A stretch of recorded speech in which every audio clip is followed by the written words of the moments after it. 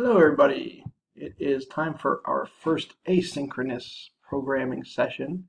What I'm going to show you today walks you through what's called the Python shell. You notice on my screen mine says Python 3.7. I'm still using my teacher laptop, which is not quite updated yet. They're still working on that. There's just swamped with getting all the student laptops out. But the shell is where you're going to start Python. When you install Python, like I asked you to last week, on there you're going to have a shortcut called idle. Idle is the Integrated Development Learning Environment. When you're in there, it's going to bring you to something that looks similar to this screen. It's not exactly like it because, again, I'm using a slightly older version, but it's the same concept. So when you're in here, it's going to bring you to those three arrows, the greater than signs. This is a prompt. It's waiting you to do something. It's waiting for you to type a command. The commands are the language, that's the word you need to use. We can start simple. We can do just basic calculator, basic arithmetic. The operators, the symbols that you're going to use for this are the same as any graphic calculator that you've done. The plus sign, minus sign, the asterisk, little star above the 8 on your keyboard is multiplication. The divide is the slash that's by your question mark. So let's just do a couple of quick things. When we do these videos, if you want to watch the whole thing and then do them on your own, that's great. If you want to watch me do something on the video and then you want to pause it and do it on your own, that's fine. If you want to have them open side by side, that's fine. When we would do this in class, I would have this on the overhead and you would be at your seats just typing as I type, almost like Simon Says. In this environment where you have to watch what I'm doing, but then also do it on your own, it's kind of difficult. So do whatever feels comfortable. What you should not do is just watch. Again, I think I've used this analogy for those of you that I saw in person so far. If this was a class on swimming, I could show you a video on swimming. I could read you a book about swimming, but until you actually get in the pool and try it, you're not going to know how to swim. Programming is no different. You can't learn simply by watching. I want you to watch these. I want you to also do them as I do them, to recreate them, and just experiment on your own. You can't do anything that's going to mess it up, so just try something. So let's just start with some basic math. Let's do 4 plus 5. Hit enter to submit to the computer that line of code, and it'll give you the answer. The answer is 9. 4 plus 5 is 9. Yay, good job, computer. Subtraction, what is 11 minus 2? 9. Notice in the first one I put spaces between. Here I did not. The computer will ignore those kind of spaces, so you don't have to worry about that. It's pretty flexible in that capacity. What's 7 times 8? 56. What is 9 divided by 3? 3.0. Notice when it did that, it gave you 0.0 and not just 3. In a computer, there is a difference between integers, whole numbers, positive, negative, and decimals. They're called floating point numbers. The decimal point can float back and forth, left to right. So when you do 9 divided by 3, yes, the answer is an integer, but it still does give you a decimal. If I do 9 divided by 4, let's say, 2.25. So it still will give you a decimal regardless. It's not going to just cut off the integers. What if you do something larger? Let's just start hitting some keys, blah, blah, blah, blah, blah, blah, blah, and then multiplied by blah, blah, blah, blah, blah, blah. That's exciting. Python can do small number arithmetic, but it also can do relatively large number arithmetic. There's your sum, or there's your product of those two numbers. Now there are limitations. If I do something very, very large, and you can ignore the beeping, that's just my computer spazzing out, times blah, blah, blah, blah, blah, blah, blah. It still gives me the answer, but I assure you, at some point, if you try, and I'll let you try on your own, it probably will give you an error. Errors are the thing that's going to bug you the most about this course. If you talk to any programmer, they will tell you that 90% of the time when you try and do a program, there's going to be a bug in the program, an error, a typo of some kind. And it's one of the more frustrating things because as your programs get longer and longer, it's harder and harder to find those typos. So you want to be really paying attention to the way we say something. The way we say something is called the syntax. It's the spelling, it's the punctuation, it's the order of the words, it's all of those things about learning a language. When you learn a language, if you think about yourself as a baby, you learn single words first. You learn mom, dad, dog, things like that. When you got older, you could string together words. And then when you could string together words, when you're older, you could make whole sentences, and then you could make whole paragraphs. And you make enough paragraphs, you get an essay and a book. But you have to start very small when you learn a language. And learning a programming language is no different. Let's start with a simple command. So we've already looked at some calculator stuff. Let's look at the command print. If I say P-R-I-N-T, print, and I follow that with a mathematical statement. If I say, what is 3 plus 5? It's going to, give me an error. Syntax error. It's an error in the way you said it.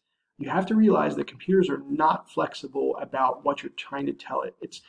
If I talk to you and I use slang, you probably can still get the gist because we're people, we have brains, we can understand. Computers are not like that. Unless you tell it exactly what to do in exactly the manner that it wants, it's going to give you an error. So here you see your first error. Now, the good news is it's suggesting what the error is. It's not always going to do that. It's saying, did you miss parentheses? And yes, we did. So if I say print parenthesis 3 plus 5, and you notice when I did that, it pops up with a little yellow. It's called a tooltip.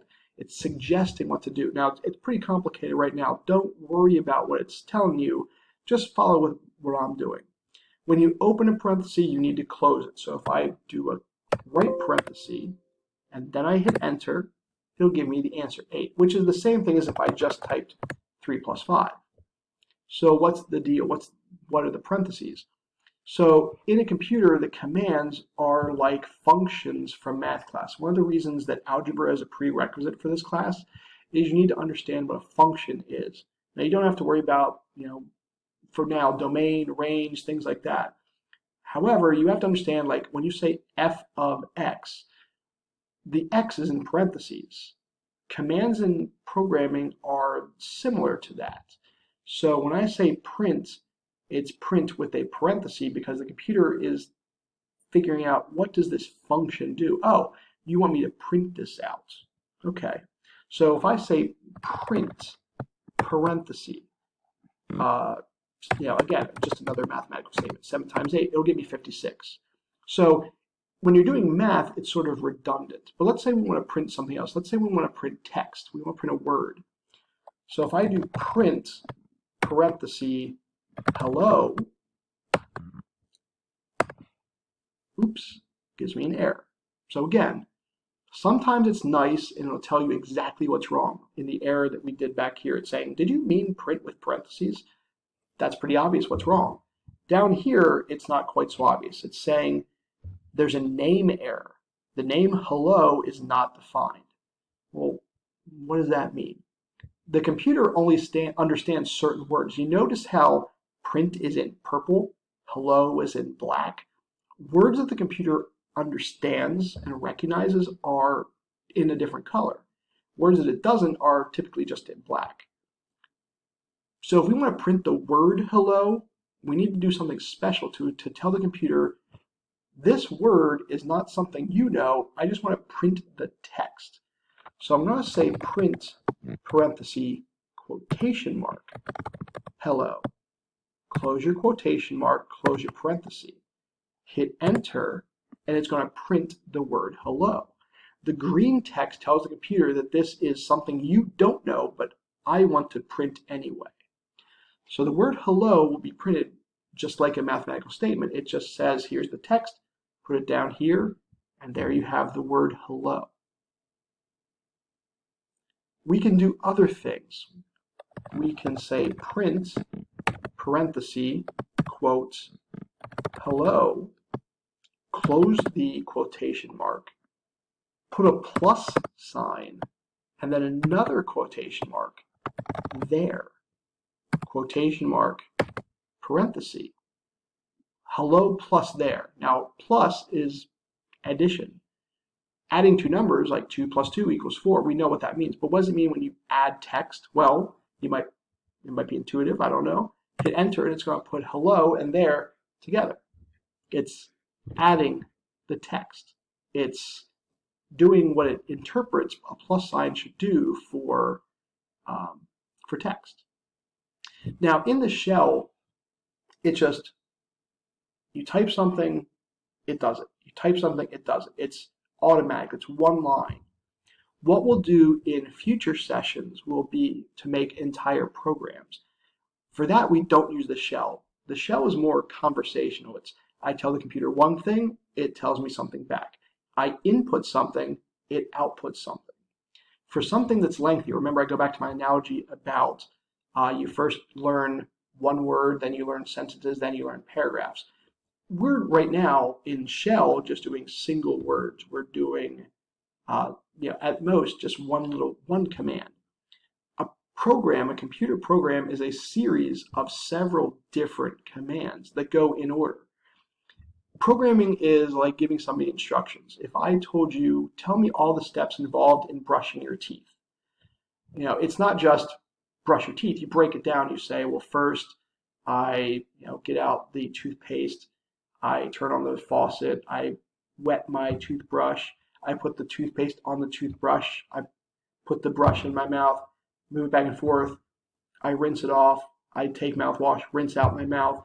It's a multi-step process. Programs are multi-step processes, which they're all commands. So like you learned the print command today, but all the other commands go in order. So programming is not just what you say, but it's also the order that you say it, just like any other steps. If I told you what are the steps involved in tying your shoes, or what are the steps involved in starting a game, all of those things take not just instructions, but also the right order. You can't start a game until you turn on the console. You can't tie your shoe until you put your socks on. Just things like that. It's not just what you do, it's the order you do it in. The other concept that we'll get into relatively soon would be the concept of variables, which you do learn, obviously, in math class, but variables in a computer are slightly different, but same conceptually. A variable holds something. It takes a number, like x is the number 5. So what we'll do is look at just a really quick overview of how variables work with a computer.